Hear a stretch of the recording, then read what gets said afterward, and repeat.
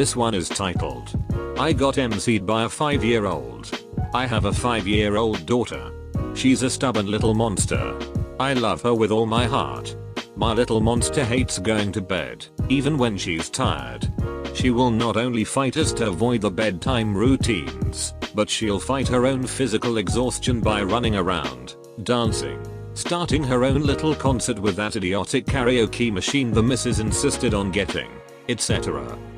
So, last night it was getting to be bedtime and I launched the first salvo by letting her know it's time to get in her jammies. She did not say no, she simply said that she had to keep cleaning. She has a nice little set of Melissa and Doug cleaning paraphernalia, and had been using the duster to dust off the fridge, at least as high as a 40 inches height would allow. She gave me a mini Karen look, and the manager Mrs. and I agreed she could clean one more thing and then she would have to get ready for bed. So, this cheeky little monkey gets the tiny dustpan and little brush and sits down in one corner of the kitchen. This bull-headed little person proceeds to clean the entire kitchen floor by hand. 20 minutes later, she's ready to put on her jammies. The floor was legitimately clean. I wasn't even mad, it was amazing. Edit. Fixed some misleading careless wording that turned into a bull C for clearly superior professional parents. This one is titled, Be rude when I do my job? Fine, I won't help you save money. Alright, so LTLFTP on mobile, please forgive for formatting. I'm not entirely sure this is malicious compliance, but I'll let you guys decide. So to preface, I work at a movie theater in the concession stand. We sell different sizes of popcorn and drinks. All that matters is a large and extra large come with a free refill and are only like $1-2 more expensive than the medium. It's not a bad deal. And normally if someone orders say a small and medium bag, I'll recommend a large because it's more popcorn and cheaper. So tonight it's pretty slow and I have a family come up. My company hires secret shoppers, so I have a 6 steps thing I have to follow. I'm moving through it, basic upselling stuff, when the dad cuts me off to repeat his order of a medium drink. Now I get it, you don't want a large. It's really big, but I have to ask. So I ignore it, keep smiling and take the rest of his order. Then he orders a small popcorn and a medium bag. At this point I don't even explain how a large bag is about $5 cheaper and gives him almost double the popcorn. I just take the order and give it to him smiling. If you're going to be rude and cut me off, I won't help you save money. Sorry if it isn't malicious compliance, but I hope you guys enjoy my story. Little things make a boring shift better. This one is titled Minnows and a Boat Pass. During the mid-2000s I had a summer job at a marina. 2 things we sold a lot of were boat launch passes and live minnows. We charged $3 for the boat launch and $1.50 per dozen minnows. IDK if you've ever dealt with live minnows before, but they die in the tank a lot. There was no real need to count them as we would buy so many extra, and when they would die we'd toss them off the dock for our pet fish to eat. We bought them by the gallon and there was always at least 20 gallons available at any time. When I would prepare a bag, I would take a big scoop per how many dozen sold and call it good.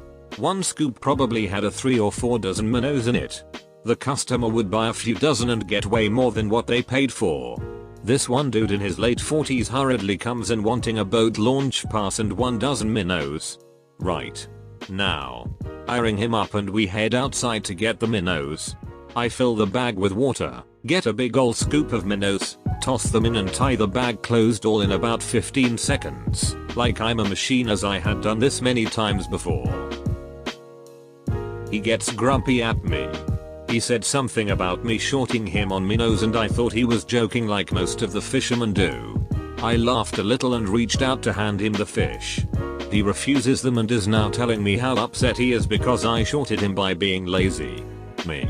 Do you want me to pour these back in and make sure you get all of your minnows? Stupid smirk appears on his face. He loves this idea and demands I follow through on my suggestion.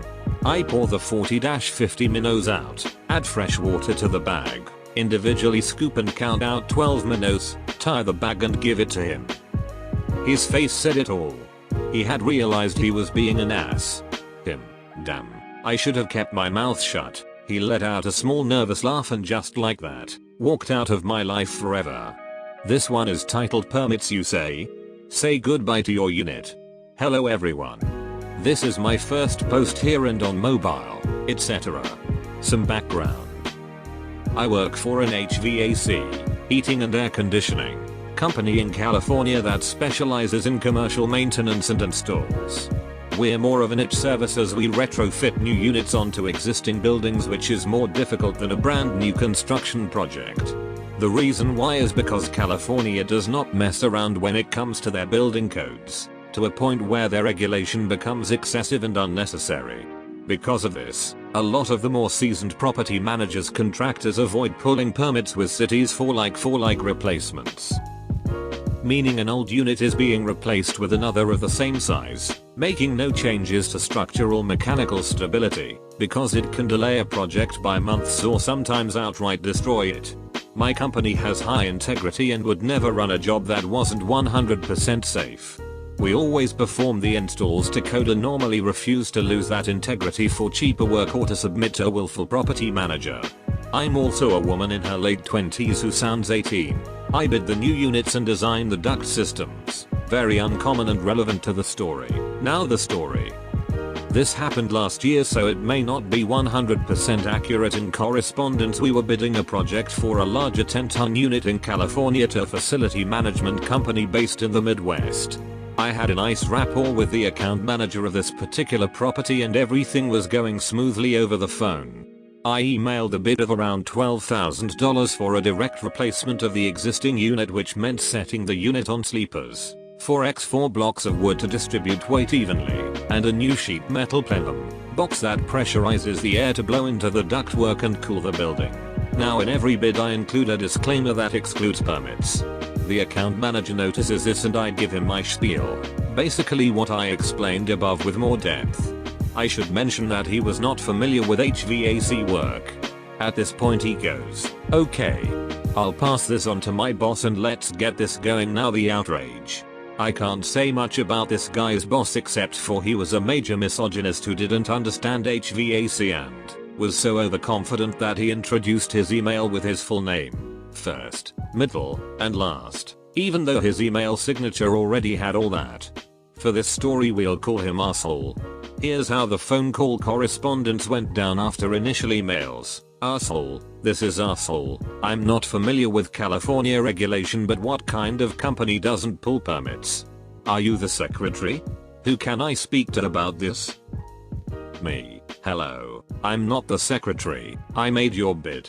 Same spiel about not doing the permits, but I'm more than happy to include the permits. Just give me a few days to get in touch with the city for pricing. Each city is different and usually only has 1 or 2 people who can explain their building requirements and pricing. It can sometimes take over a week just to get this information. Arsehole, absolutely not. I know you couldn't have done the bid because you're a woman. There are no woman technicians and you sound too young to be in that kind of position. Give me the salesman, sweetie. I understand you're probably the first line of defense, but I'm the regional manager of this account and I need to speak to someone who knows what they are talking about. At this point I realize this guy didn't listen to one word I said and wasted our time. Unfortunately I'm used to being treated this way, so I defaulted him to my boss. He has no problem stepping in with irate customers and has magic diffusing power.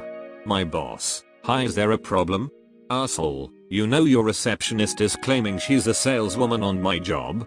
You should write her up or something. You'll lose customers that way. My boss. Actually she's my best saleswoman for commercial jobs and designs the ductwork better than the engineers do. But what can I help you with? Arsehole, wow. Anyway, she isn't that good. She failed to include permits and the CA Title 24 testing. These need to be included in all our bids. We're not ghetto. My boss. Sure. I'll have Captain to goes make a new bid. I had explained the situation to my boss prior to him taking the call. He wasn't going to bother arguing with this ignorant guy. He had more important duties as a VP and knew what would happen to the job. So this guy's from the Midwest, right? The job happened in a city where it was known to have some of the toughest regulations. And so begins malicious compliance. I make another bid that's now closer to $16,000 and they pay for the permits up front. You'll understand why in a minute. However, they liked my bid so much the first time around they didn't want to change anything else. Read. Asshole didn't listen when I said since we're permitting we need to omit the sleepers and put down a curb adapter to keep cost down, and because obviously I'm a woman who didn't know WTF I was talking about. We get going on the permits and what do you know? The inspector needs mechanical and structural plans because sleepers are no longer acceptable per code. Now that we're changing weight, the plans are required. Another $1,500. Oh, and the curb adapter is something that is fabricated and requires more labor to install. Another $1,500. And now the unit is too high up sitting on the curb adapter. The roof needs a screen wall to cover the unit because the city likes to keep things pretty. Time to bring in a roofing contractor. Another couple thousand. Anyways, you can all see where this is going. By the end of it, the company got cut off by their client, the people in the building, because of all the extra addendums. Since they were cut off, we had to remove the unit per the city and cap the drops. Another $1,700, and the client was stuck with portable units to cool their giant space, which asshole also had to pay us for. Pretty sure by the end of it, they ended up owing us around $30,000 for what could have been a simple and quick $12,000. Asshole lost the client and we never heard from him again. The account manager I used to talk to let us know that asshole got his ass chewed out and demoted until he proves his competence. TLDR, screw the patriarchy.